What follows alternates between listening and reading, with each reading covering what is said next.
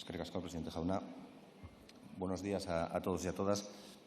Quiero comenzar la intervención haciendo una mención. El día es oportuno. Es verdad que el foco mediático probablemente no esté en esta cuestión hoy, sino en lo que decidan algunos tribunales, pero la oportunidad del día sigue siendo adecuada porque hoy el Banco Central Europeo parece que va a decidir la cuarta subida de los tipos de interés. Y quería empezar por ahí para que ahora podamos hacer memoria. En junio, hace ya 6 meses, presentamos una interpelación en nombre de Euskal Herria Bildu con esta cuestión. En ese momento los tipos de interés habían subido por primera vez. Eso suponía una subida de las hipotecas de tipo variable de en torno a 90 a 120 euros al mes para quienes tenían ese tipo de productos, que, como usted ha señalado, afecta a 3,7 millones de contratos, en mayor o en menor intensidad, depende de los años de amortización. Eso era en junio.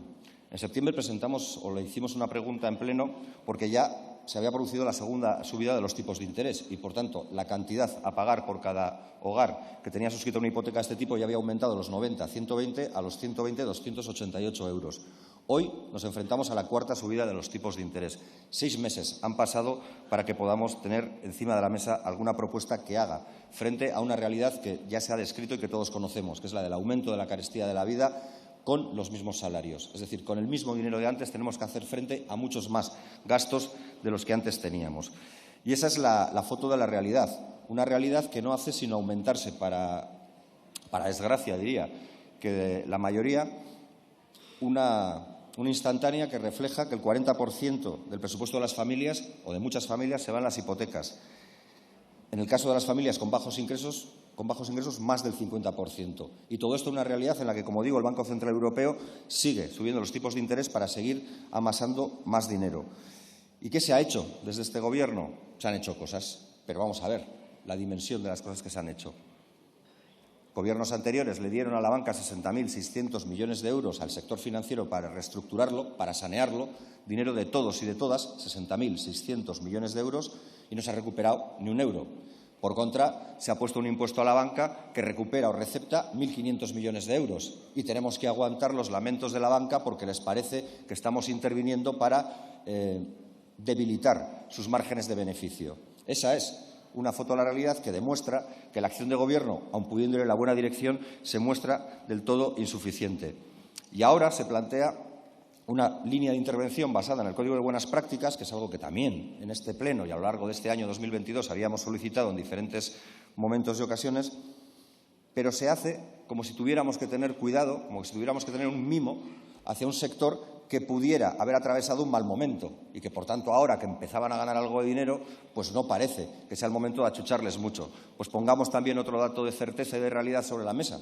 Digamos que en el año 2021, cuando los tipos de interés estaban en negativo o en cero, ganaron 21.000 millones de euros. No parece que sea una ganancia que no deseara nadie. Es más, lo ganaron con prácticas que no entrarían en ningún código de buenas prácticas, comisiones abusivas, obligaciones de suscribir paquetes financieros añadidos al de cualquier préstamo para poder acceder a unas condiciones de préstamo más o menos razonables, etcétera. Por tanto, estas medidas, aun señalando que no nos parecen mal, nos parecen insuficientes. Y se lo decimos con claridad y también con un punto de decepción. Es decir, 6 meses para presentar esto nos parece que es nuevamente poner tiritas ante una herida que es sangrante. Se lo decíamos antes y se lo decimos ahora. Se trata de actuar. Y se trata de actuar porque la banca ha ganado mucho dinero. Alguien ha dicho que la banca siempre gana. Igual es el momento que nos planteemos por qué gana siempre la banca y qué hacemos el poder público para que la banca siempre gane en un Estado que se dice social y democrático de derecho. ¿Por qué tenemos tanto miedo a la intervención pública en el sector bancario? ¿Por qué tenemos tanto miedo a la intervención pública en los sectores productivos o no tan productivos? Por tanto, ¿que lo que se plantea está bien? Sí.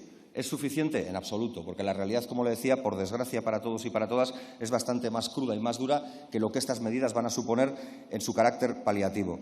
Está bien que se prohíban los desahucios sin alternativa habitacional, por supuesto, pero eso está bien porque las fuerzas de izquierda han provocado y han empujado que eso se produzca. Esto no lo ha promovido la banca, esto no ha salido de la reflexión de la banca. ¿Está bien que haya un código de buenas prácticas? Sí. ¿Pero este Código de Buenas Prácticas es lo ambicioso y lo justo que debiera ser? No. Se lo acaban de señalar y este es un Código de Buenas Prácticas al que uno se adhiere de manera voluntaria. Es verdad que se ha arreglado que lo que antes eran cesiones a entidades ligadas a esa entidad bancaria no les exima de las obligaciones del Código de Buenas Prácticas. Eso es un paso adelante, está bien. Pero no es suficiente, porque también sabemos que en estos momentos y en este tiempo, cuando hay gente que quiere novar su hipoteca para pasarla de variable a fija, le están obligando a contratar paquetes financieros complementarios. O que cuando quiere poder acogerse a una medida como la que plantean ustedes con el aplazamiento, que no congelación, lo que le están pidiendo es que contrate paquetes financieros añadidos para poder acogerse. Y eso está pasando en entidades bancarias de este país y el Gobierno tendría que decir algo. Tendría que decir algo ante eso que está pasando. Porque alguien decía aquí también que la peor hipoteca que tiene este Gobierno, o sea, que la peor hipoteca que tienen los ciudadanos y ciudadanas es este Gobierno. Supongo que porque buscaría otra alternativa. Casi como hablamos del Código de Buenas Prácticas, podemos decir que yo no sé si la acción de este Gobierno es la mejor o la peor en términos hipotecarios para la ciudadanía. Sí sé que la del Fondo de Inversiones Adanero, que sería la filial subsidiaria, sería bastante peor. Pero en cualquier caso, y voy finalizando, se lo decíamos en la pregunta, en la interpelación, en la moción, y se lo podemos volver a repetir hoy. La frase no es nuestra, es de Mark Twain, el escritor. Él decía que un banquero es un señor que nos presta el paraguas cuando hay sol y nos lo coge o nos lo exige cuando empieza a llover. Pues esa es la realidad con la banca que ven los ciudadanos. Y yo creo que ahí habría que hacer mucho más, y se lo he planteado. Habría que hacer una intervención clara y decidida, que no fuera tan indolora para la banca. Habría que congelar el alza previsto y no solo aplazarlo, porque al final lo que estamos haciendo es que la gente se hipoteque de por vida, y lo estamos haciendo en una realidad en la que a nadie nadie puede sustraerse a la necesidad de tener una cuenta bancaria, una cuenta corriente para domiciliar sus pagos, para recibir su nómina, para todo. Por tanto, ellos tienen a la ciudadanía como rehenes. Tienen a la ciudadanía como rehenes porque a todos nos obligan a tener una cuenta bancaria. Habría que hacer más en lo que tiene que ver con la Sareb y el parque público de viviendas en alquiler. Habría que hacer mucho más, como le he señalado antes, en el régimen sancionador más contundente, que también tenía que venir incluido en el Código de Buenas Prácticas, para que sus malas prácticas no les salgan tan rentables, aun cuando las hacen. Porque esa es la realidad que pasa, y ayer mismo algunas entidades eléctricas estaban viendo que habían realizado malas prácticas y estaban teniendo alguna visita que seguramente no deseaban. Termino con una cuestión. El valor de los votos de la gente a la que tienen cautiva los bancos y las entidades de crédito es tan o más importante que el de los propios dueños de las entidades de crédito, siquiera por una realidad meramente cuantitativa. Gracias.